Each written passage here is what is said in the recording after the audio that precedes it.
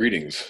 Welcome back to Black Bear News, where we are discussing the reality of abrupt climate change. The unfortunate reality.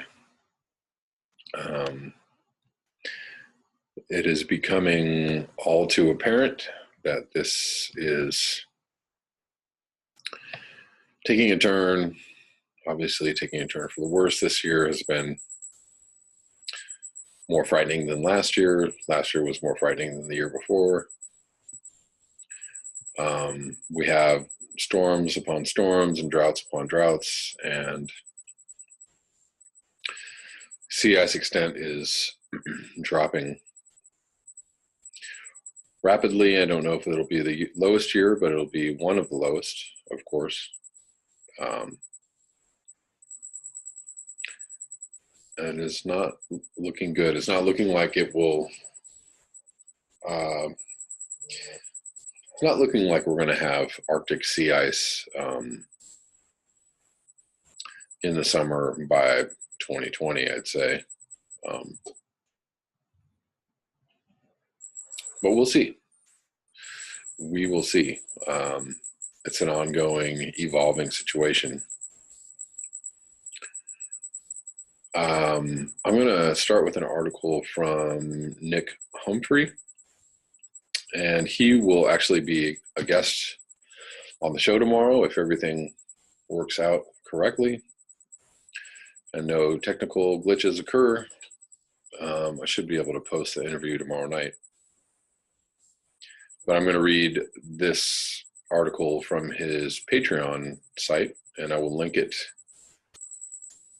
in the description box below, and you can check out his Patreon site and support him there. Arctic sea ice extent threatening a top 5 lowest annual minimum this September. This is his latest post. The sea ice extent in the Arctic may possibly be the top 5 record lowest on record going back to 1979 based on current trends. Sea ice melt has been limited in August compared to July, but given what has already occurred and the abnormally warm Arctic this summer, with the exception of the very interior Arctic north of 80 degrees north, a September seasonal minimum in the top 5 is certainly possible at this point, depending on ongoing weather conditions. And the graph here, yeah, there's a graph from, I guess, the Navy, which also Margot has been covering. Looks, I mean, the ice is just incredibly thin. There's extent there, but it is paper thin.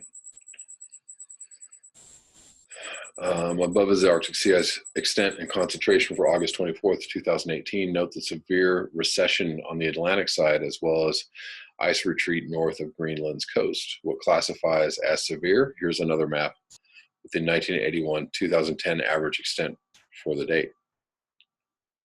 And we are quite a bit lower. You can also see how severely recessed it is on the Pacific side. Record low extents were noted earlier this year on the Pacific side for the Bering and Chukchi Seas. On the Atlantic side, the sea ice extent is the lowest on record for the combined Greenland, Barents, and Kara Seas. August 20th, it dropped to the lowest extent on record, which was previously set in September 2017. The overall sea ice extent is currently following the 2010-2017 average, which much below the 1980s or the 1981 to 2010 normals. 2018 extent is currently the 4th lowest on record for the most recent date, behind 2012, 2016, and 2007. The current top 5 annual minimum years are 2012, 2016, 2007, 2015, and 2011. The minimum is in September.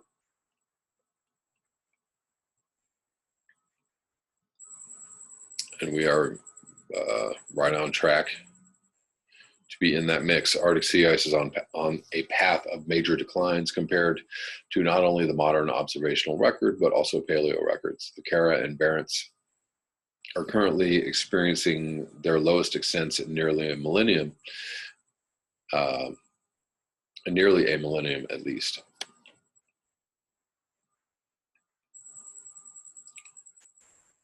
Let's see. Ice thickness along with the extent is undergoing significant decline. There's a lot of graphs in this. I'm just kind of like looking at them while I'm reading.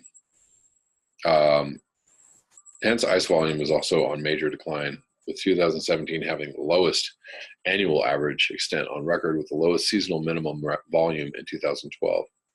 The oldest ice being the thickest is declining the fastest. 7-day mean temperature anomalies for the Arctic region ending on the 6th September 2nd.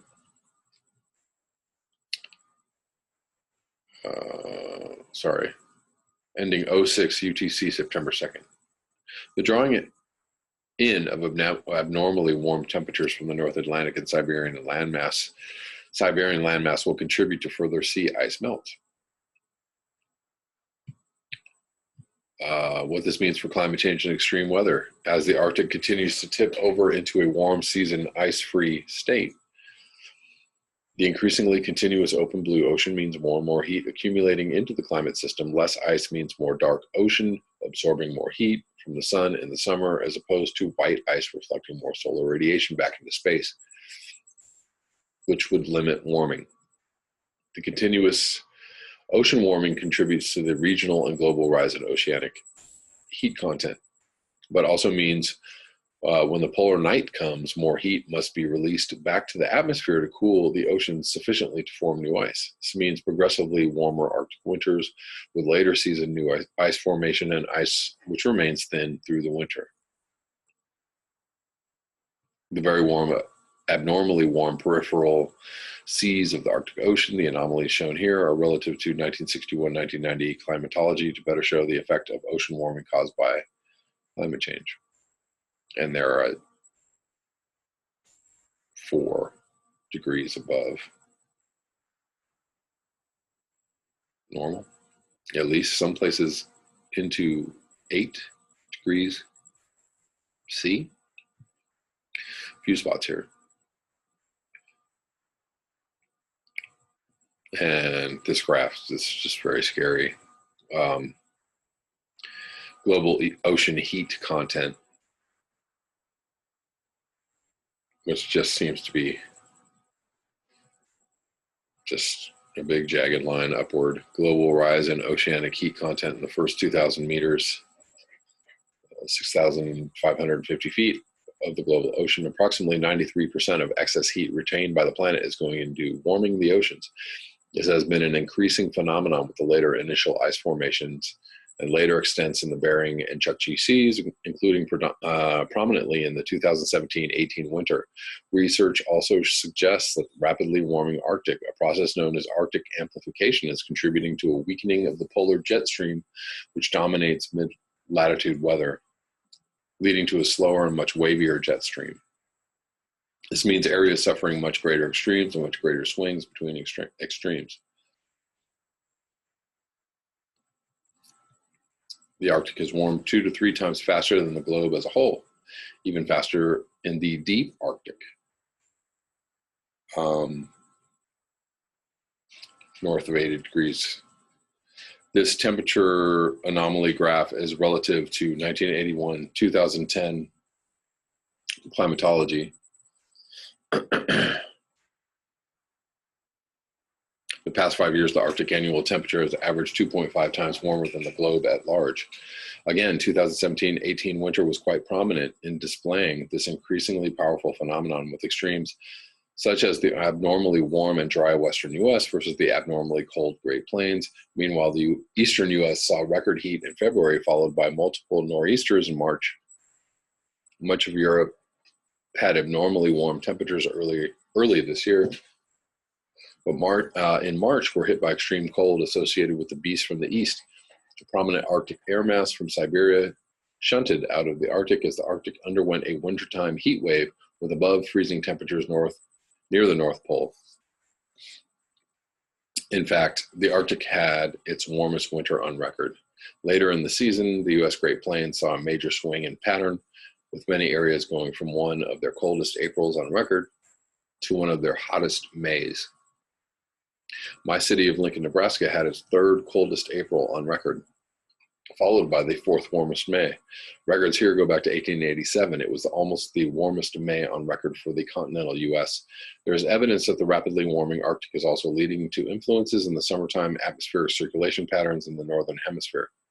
The overall effects as sea ice continues to decline, further acceleration of global warming, Arctic amplification of regional warming, further weakening of the jet stream circulation, leading to much greater extreme weather, temperature and rainfall versus drought, as well as swings between extremes.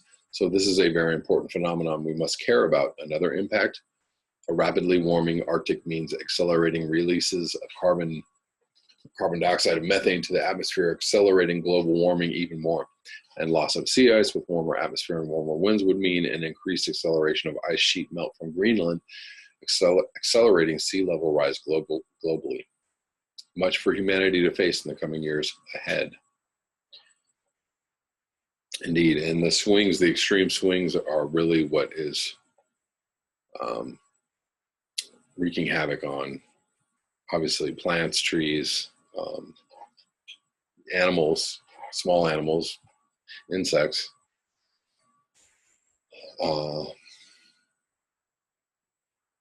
It's throwing everything out of sync and out of whack. And it's going to make it harder for plants and animals that rely on seasonal, consistencies to navigate and do what it is that they do, what they naturally are supposed to be doing in our ecosystem.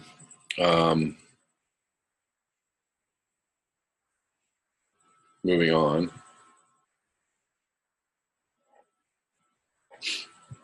I'm going to read this because it's got a funny title, but not so funny content. This is from, looks like Reddit. Krazy Konspiracy Kooks, all spelled with a K, so KKK, equals, do you ever get tired of reading the same shit over and over again? I guess this is addressed to Krazy Konspiracy Kooks. That's what they're trying to say. Which is totally right on the money. Krazy Konspiracy Kooks, do you ever get tired of reading the same shit over and over again? Now for something completely different. Conspiracy. When I first came here a few years ago, I loved it. It was like a dumping ground for some of the craziest whacked out shit on earth. I never knew how inclusive crazy could be. When I wrote about the end of life on earth yesterday, one person expressed concern for my mental health. LOL. My mental health is nothing compared to the end of life on earth. If you are disturbed by it, then you are delusional. We are now at +1C, hotter than some 200 years ago. Humanity has to reduce emissions 50% in 10 years to stay below 1.5C. That's a big ol' haha. James Hansen says 1C equals dangerous climate change. Look outside your window. What do you see? You see dangerous climate change.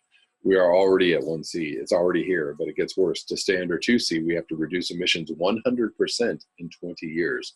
James Hansen says 2C equals disaster. You see, between 1.5C and 2C, there are 5 huge tipping points set up like dominoes. If one falls, they all fall. It gets worse. There are 13 huge tipping points in all, and if the first 5 fall, the other 8 will fall too. When this happens, Earth will enter into runaway planetary heating. Runaway planetary heating cannot be stopped or reversed. It gets worse. The planet is set to change magnetic poles. This will open us up to space and solar radiation for 1,000 years. It gets worse. All the ice at the poles is melting and sending water to the equator, making Earth fatter and slowing down its spin. All the melting ice is triggering massive volcanic and earthquake activity. There are 97 newly discovered volcanoes under the West Antarctic ice sheet. They are melting the ice from below. That ice sheet has entered a runaway state that cannot be reversed or stopped. It gets worse. Humans and livestock are 97% of all land vertebrate biomass on Earth. 10,000 years ago, humans and livestock were 0.03% of all land vertebrate biomass. It gets worse. Here's where we are now. Humans and livestock caused 80% of species loss. 99% of rhinos gone since 1914. 97% of tigers gone since 1914. 90% of lions gone since 1993. 90% of sea turtles gone since 1980. 90% of monarch butterflies gone since 1995. 90% of big ocean fish gone since 1950. 80% of Antarctic krill gone since 1975. 80% of western gorillas gone since 1955. 60% of forest elephants gone since 1970. 50% of Great Barrier Reef gone since 1985. 40% of giraffes gone since 2000. 30% of marine birds gone since 1995. 70% of marine birds gone since 1950. 28% of land animals gone since 1970. 28% of all marine animals gone since 1970. This is the biggest conspiracy of your life.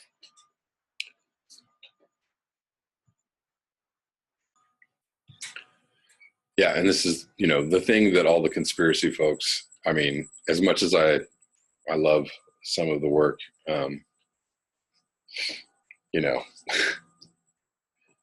still doesn't, all of that stuff doesn't matter compared to climate change, and they just don't get it. They just don't understand. And I don't know what it is. I've actually seen a few, like a very small, tiny percentage, maybe 1, 2, or 3 actually kind of talk about the reality of climate change, or the fact that we're destroying, they won't talk about climate change as in the effect of CO2 causing heating, but they will talk about the destruction of the earth on a pollution, over farming, overfishing, deforesting level. And it's all the same thing, but I don't understand why they just are not able to grasp this very simple concept. But it does not mean that everything that they think and do is crazy lunatic shit. It's, some of it is actually right on the money. It just means that they are as selective in the things that they believe as everybody else is selective in the things that they believe. So whatever. People that believe in climate change also believe other crazy conspiracy kooky stuff too. I really want to read this article. It may be kind of long, but I'm going to try and read it very quickly because I read most of it and I liked it. So we're going to try and get this in. This is from the Globe and Mail. That last article was from Robin, by the way. Thank you, Robin. And maybe this is from Robin too. I'm not sure. Things have never been so good for humanity, nor so dire for the planet. Technological and social advances have left us better off than our ancestors, but they've also put us at war with nature. How can we solve the environmentalist paradox? Let's find out. Arno Kopecky is the author of The Devil's Curve, A Journey into Power and Profit at the Amazon's Edge, and The Oil Man and the Sea, Navigating the Northern Gateway. Is that who the author of this is? I guess so. It's that time of year in Vancouver again when the North Shore mountains drift in and out of sight, our pricey view impeded by the smoke of yet another record-setting wildfire season. Vancouver's not alone at its height. The haze stretched from here to Winnipeg, nor is it anywhere near the hardest hit. Vancouverites can still see the sun at noon. In fact, we can stare straight at it. But even here, the air quality index has surpassed the worst possible ranking, 10+, forcing infants and asthmatics indoors for days on end. Contrast that with the best possible ranking Vancouver routinely earns in the Economist Global Livability Index, which was released this month. This year, true, Our city fell to 6th place, and for the first time, we weren't even the best in Canada. That honor fell to Calgary, which came in 3rd, and for a while had more smoke than us too. The story continues below advertisement, blah, blah, blah. So congratulations, Nahid Nenshi, and welcome to the defining paradox of our time. Things have never been so good for humanity, nor so dire for the planet. On one side of the ledger, we have everything from women's empowerment and the spread of literacy to modern dentistry, plumbing, and the electric light bulb. My wife happens to deliver babies for a living, a realm that offers a profound illustration of historical improvement. The proportion of women and infants who die in childbirth is orders of magnitude less today than a century ago. For those places this trend hasn't yet reached, it's coming. Between 2000 and 2015, global maternal mortality dropped another 1/3. On the other side of the ledger, humanity is busy executing an extermination known as the 6th Great Extinction. The latest comprehensive study recently published in the Proceedings of the National Academy of Sciences found human civilization has so far wiped out 83% of the world's mammals, half the plants on Earth, and 15% of the ocean's fish. Like any genocide, this is both a moral abomination and an existential threat, because the same forces wiping them out will eventually come for us. Put aside the moral part for a moment.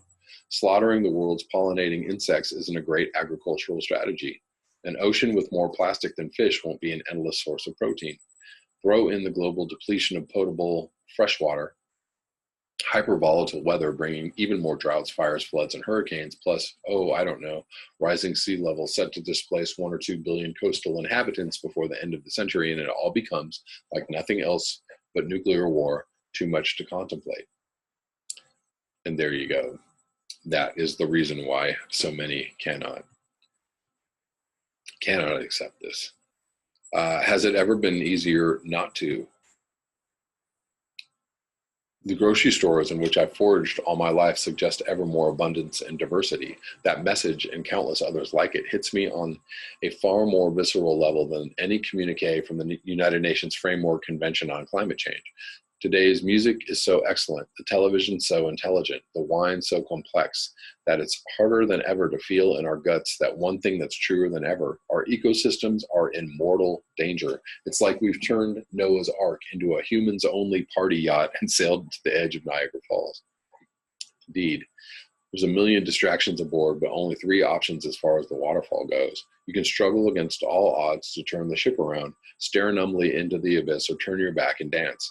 My personal adaptation is to ricochet erratically between all 3.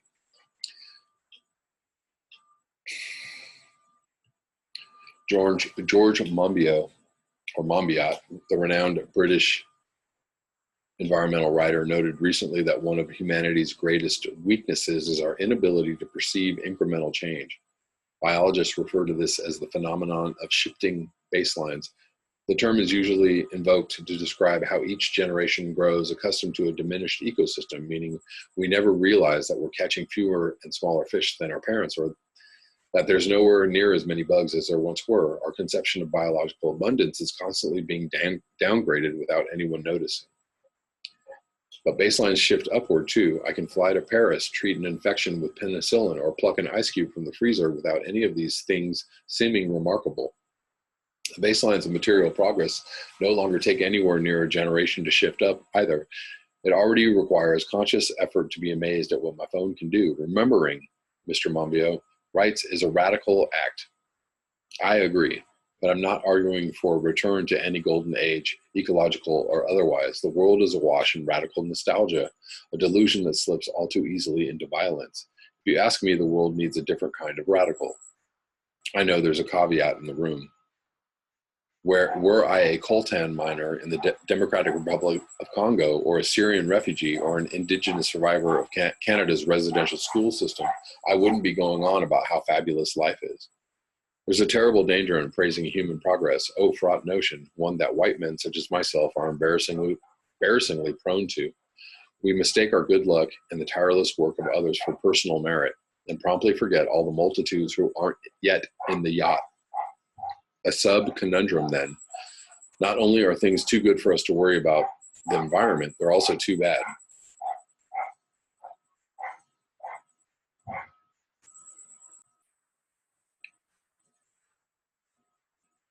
There's a commensurate danger in dismissing the hard-fought gains of progress. They vanish when taken for granted. We're seeing today how easily everything from racism to measles can creep back into societies from which they've supposedly been eradicated. The United States, anyways. Racism didn't really go away, so I don't know what he's talking about.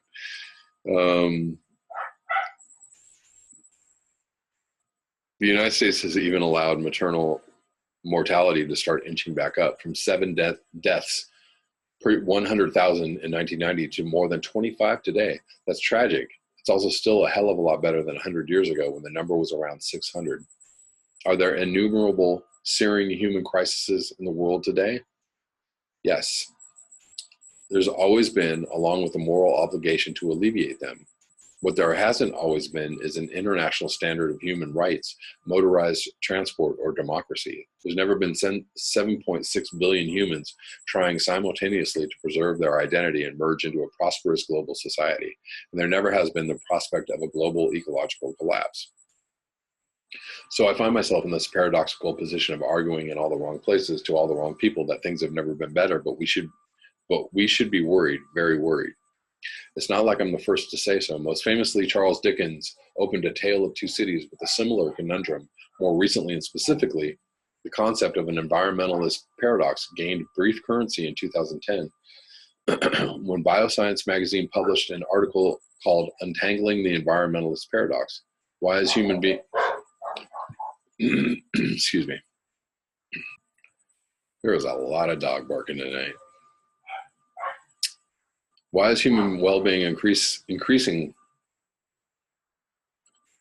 while ecosystem services degrade? The researchers led by McGill's Sierra Roadsep Heron posited 4 potential answers.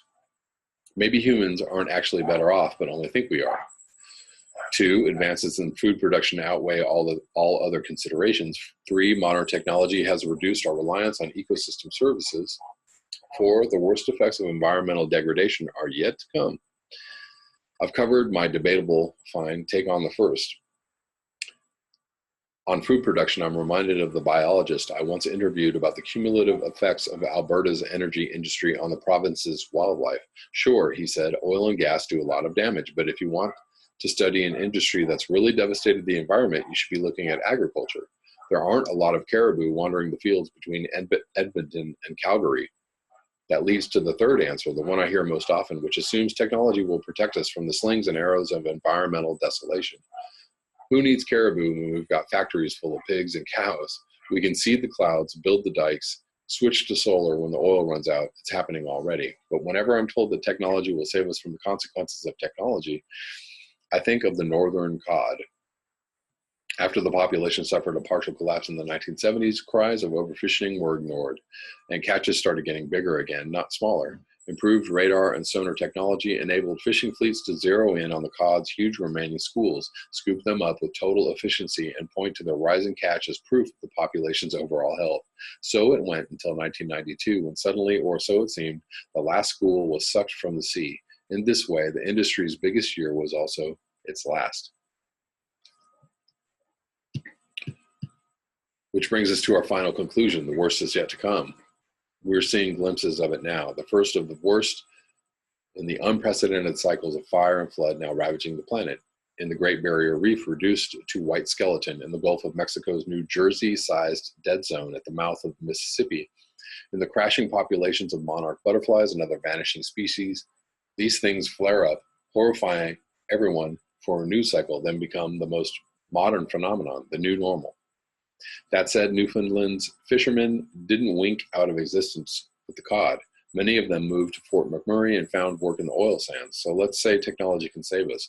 Let's say we can despoil the earth and still enjoy our human rights to steady jobs and craft beer and free childhood education until the sun blows up. That would take care of the existential crisis, all right. Less so the moral abomination. Around the time my province was catching fire, a tragedy unfolded in the waters to my west. It began when a killer whale gave birth to a calf that died half an hour later. Overcome by grief, the mother refused to let her baby go and instead carried it with her, raising the body above the surface so it could breathe over and over again for 17 days. 17 days, the story made global headlines, which is its sole redeeming aspect. It demonstrates that not just how deeply non-humans can grieve, but how deeply humans can empathize with another species suffering.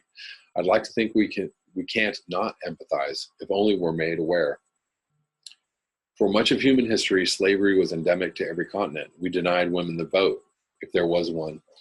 We beat our children. We deployed casual violent slurs against ethnic or religious or sexually oriented others and marginalized them to death. Slowly, fitfully, with all kinds of backsliding and failures of principle and mountains yet to climb, this is changing. Humanity is learning to see itself in the other, to feel that other's pain. This expansion of empathy has begun to spread beyond our own species. We don't beat our dogs. We no longer trap wild orcas to be trained at SeaWorld. But that journey has just begun. Humans didn't kill that baby orca directly, but we are very much the reason why the southern resident population it was born into is on the brink of extirpation, down to 75 individuals. Hounded by overfishing and whale watchers and climate change and a degree of acoustic agony no human can fully comprehend, the southern residents haven't had a successful new birth since 2015. Will we erase their misery? Will we implement the sweeping policy changes required to keep orcas from disappearing forever from these waters? If so, can we then keep growing our moral sphere to include not just charismatic megafauna, but fish too, and reptiles and birds and insects? If you think that's radical, plants are next. The further you go, the crazier it seems, but none of this ends until we've wrapped the very lakes and mountains in our embrace. Because this is where the paradox unravels, becomes a single linear truth. The same suppression of empathy that's allowed humans to destroy one another throughout history is what allows us to ravage our biosphere. The good news is it doesn't have to be this way. We now acknowledge in words and intention, if not always in deed, that it's wrong for one human to oppress another. Some countries, New Zealand, Bolivia, Ecuador, have even begun enshrining the rights of nature in their constitutions. Beneath every great fortune lies a hidden crime. Here in Canada, our Truth and Reconciliation process is excavating one such crime, forcing us settlers to confront the dark origins of our land wealth. It's a moral awakening, a further expansion of our sphere of empathy, centuries late and excruciatingly slow, but it's happening. But those orcas, those caribou, those cod, for now, they're just a bunch of animals. I really, really like that article. I will link all these articles below. And I don't know why, but I'm constantly reminded of biblical, like biblical concepts or texts, you know, that keep coming back to me. I'm not religious in any way, but you know, the meek shall inherit the earth, or maybe we might want to say the humble might inherit the earth. I'm also reminded of eating of the tree of knowledge, right? And being cast out of the Garden of Eden, right? What has our knowledge brought us? What has all our technology and our mastery of the earth brought us, but eventual suffering? And, you know, as non-religious as I am, those things keep on ringing bells all the time for me. Somewhere, wherever those texts are from, whoever, you know, whatever scribes or scholars or oracles gave forth, you know, some of the words that became, you know, future stories and myths and what have you. You know, there's some very profound truth in that. And I don't know, I just think about it, and it's just quite interesting. You know, when I hear people, I'm not religious, and I know other people aren't super against religion, but you know, there's an interesting parallel to religious works and what has been happening to us as a species. And it's just very interesting. That is all. That's all I have for you tonight. Thank you so much for your eyes, your ears, and your conscience. If you'd like to support this channel, you can do so at the links below. Until next time, peace.